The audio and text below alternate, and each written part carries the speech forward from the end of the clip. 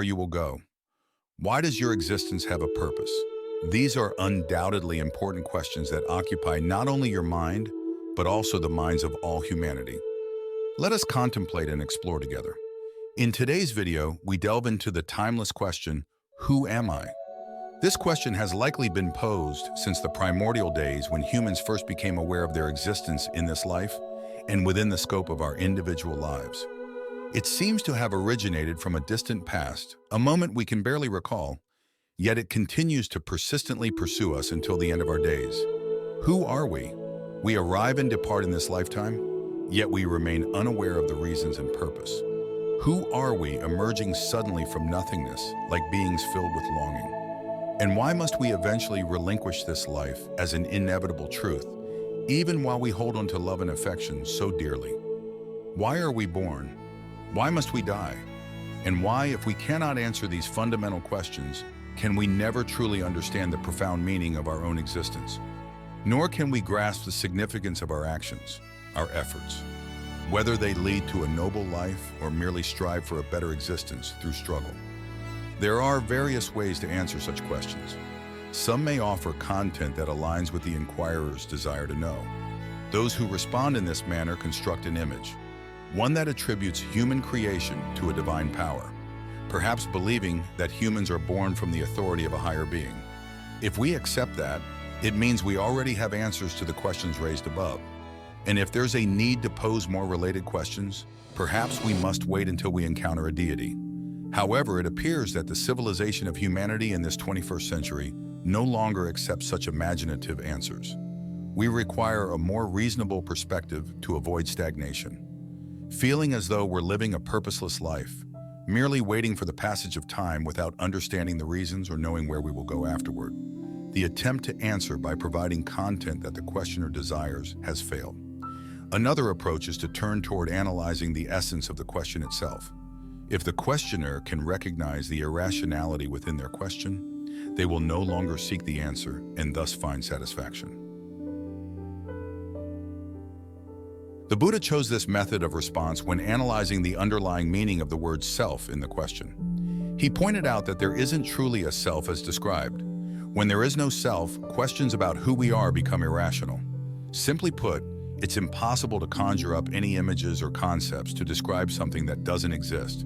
Therefore, we cannot be anyone since our self fundamentally lacks existence. A series of related questions are simultaneously answered. We need not wonder about the coming and going of a non-existent self. Instead, more pertinent questions now shift to another realm. How can an unreal self exist in our perception as something very real? And how can a world filled with such unreal selves operate according to very real principles, creating intricate karmic connections for all beings in this universe? Answering these questions becomes an active process of diligent meditation, reflecting back to the root origins from which all phenomena arise and the causes and effects that govern everything in the scriptures. The Buddha has repeatedly emphasized that the self of each sentient being is a composition of specific aggregates. These aggregates are formed by the 5 aggregates, and each aggregate itself is a collection of multiple elements. The 5 aggregates include form, sensation, perception, mental formations, and consciousness. 1. Form aggregate, where the form aggregate consists of sensory experiences such as sounds, colors, odors, and flavors. It combines with our senses, eyes, ears, nose, and tongue. Each element within this aggregate serves as a necessary condition for creating what we call form. It encompasses both the senses themselves and their corresponding objects. All of these are composed of matter and can be directly observed. 2. Sensation aggregate O. The sensation aggregate arises when our body comes into contact with external objects. It results in pleasant sensations, happiness, unpleasant sensations, suffering, or neutral sensations, neither pleasant nor unpleasant. 3. Perception aggregate. O perception involves recognizing and distinguishing objects after contact. It allows us to differentiate characteristics such as long, short, large, small, or colors like green, yellow, white, red. It also extends to distinguishing between good and evil or right and wrong. 4. Mental formations. O. Mental formations arise based on memories and past information related to an object. They initiate discrimination. All psychological activities or reactions of consciousness occur after contact and discrimination of an object. These include preferences, aversions, praise, blame, and other complex factors. Mental formations have a broad scope and can influence various actions of both body and mind. 5. Consciousness. Consciousness arises due to other conditions and factors. Mental formations play a dual role in consciousness. As a result, reactions of consciousness are formed due to other conditions. As a cause, mental formations contribute to the functioning of consciousness. The Buddha's analysis reveals that the self is not a fixed entity, but a dynamic interplay of aggregates. Understanding this helps us transcend the illusion of a permanent, unchanging self and recognize the impermanence and interconnectedness of all phenomena. Mental formations plays the role of a factor when the reactions of consciousness become conditions leading to the actions of speech and intention. In this sense, the activities of speech and intention are expressions of Han Wan and are results from the impact of Han Wan. The last component in the 5 Wans is Thuk Wan, which generally refers to the function of consciousness, meaning perception expressed in all senses. For example, in the eyes, there is label consciousness. In the ears, there is auditory consciousness. And in mental consciousness, there is mental perception. Such detailed analyses provide us with a true view of what we call our existence in this life. Each analyzed element manifests very realistically in our ordinary perception, but it will reveal its fragile and illusory nature due to their conditional arising when illuminated by the light of Bodhi wisdom. Through this, we can see that even the results from practicing insight meditation also help us recognize the illusory nature of an I that we have long considered as a real, substantial entity.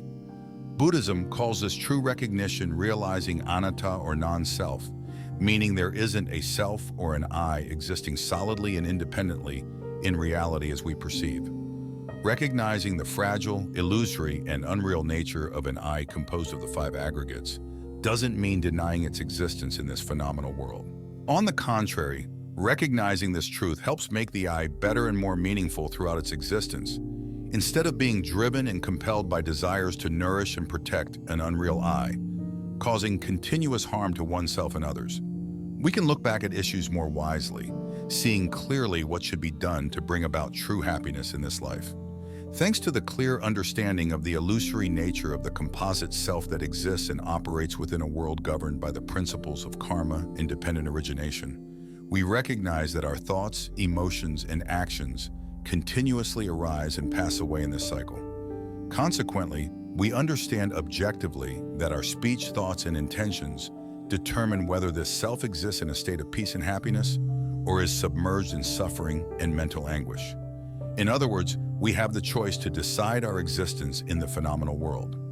This decision-making process is not influenced by mystical or supernatural forces, but rather by our own consciousness and mental formations. The teachings emphasize that our consciousness leads the way, shaping our intentions.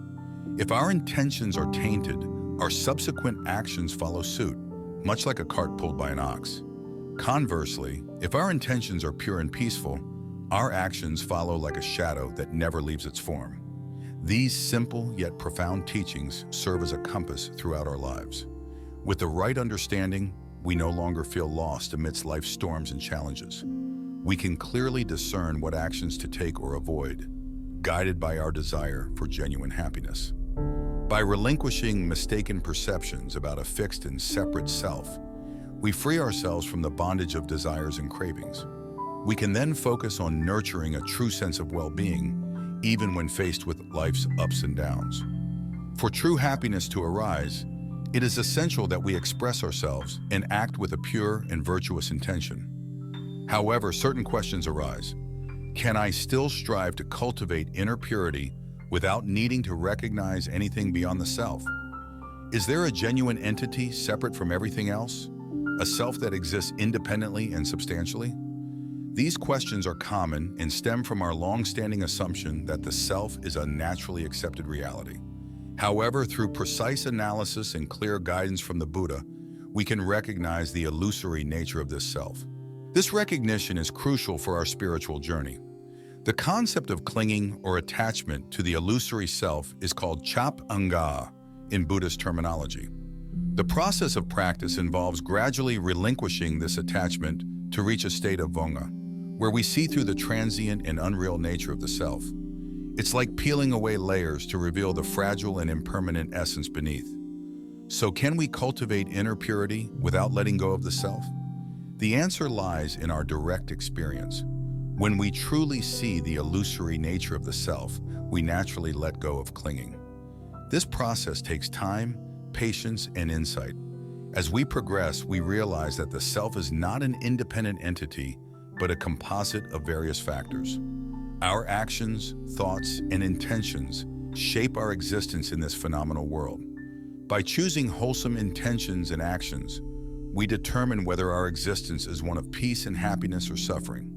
We break free from the cycle of desires and cravings, nurturing a more meaningful life. In reality, if indeed we could find true happiness by acting with a pure and virtuous mind without needing to abandon ego, then the practice of selflessness might seem unnecessary. However, the truth is different. Clinging to ego clouds our minds from the very moment any thought arises, even if it's a virtuous one. For instance, when you initiate an intention to help others, ego simultaneously gives rise to thoughts that hinder. It compares you to those being helped, creating a sense of disadvantage when giving away what belongs to you. After performing a charitable act, you might expect future compensation for this self due to having done a good deed. These subtle thoughts arise naturally on the foundation of ego, often unnoticed. Hence, our virtuous acts become challenging to perform. Even if accomplished, their positive effects are limited. The Diamond Sutra refers to this as the pillar of charity, where clear distinction between giver and receiver gives rise to such thoughts. When we meditate and see the illusory nature of the five aggregates as non-self, we also realize that all phenomena arise due to causes and conditions, lacking solid, permanent existence. Thus, we can let go of clinging desires for an illusory self that doesn't truly exist. Consequently, during practices like compassion, patience, or paramitas, such as charity or moral discipline, we won't be obstructed by attachment to a self. This experiential verification aligns with Buddha's teachings found in various scriptures, emphasizing that attachment to self is the root cause of countless afflictive emotions. Each of us can personally verify this truth by meditating on our own mind, observing the arising process of afflictive emotions like desire, anger, jealousy, and more. If we could truly find happiness by acting with a pure and virtuous mind without needing to abandon ego, then the practice of selflessness might seem unnecessary. However, the truth is different. Clinging to ego clouds our minds from the very moment any thought arises, even if it's a virtuous one. For instance, when you initiate an intention to help others, ego simultaneously gives rise to thoughts that hinder. It compares you to those being helped, creating a sense of disadvantage when giving away what belongs to you. After performing a charitable act, you might expect future compensation for the self due to having done a good deed. These subtle thoughts arise naturally on the foundation of ego, often unnoticed. Hence, our virtuous acts become challenging to perform. Even if accomplished, their positive effects are limited. The Diamond Sutra refers to this as the pillar of charity, where clear distinction between giver and receiver gives rise to such thoughts. When we meditate and see the illusory nature of the five aggregates as non-self, we also realize that all phenomena arise due to causes and conditions, lacking solid, permanent existence. Thus, we can let go of clinging desires for an illusory self that doesn't truly exist. Consequently, during practices like compassion, patience, or paramitas, such as charity or moral discipline, we won't be obstructed by attachment to a self. This experiential verification aligns with Buddha's teachings found in various scriptures, emphasizing that attachment to self is the root cause of countless afflictive emotions. Each of us can personally verify this truth by meditating on our own mind, observing the arising process of afflictive emotions like desire, anger, jealousy, and more.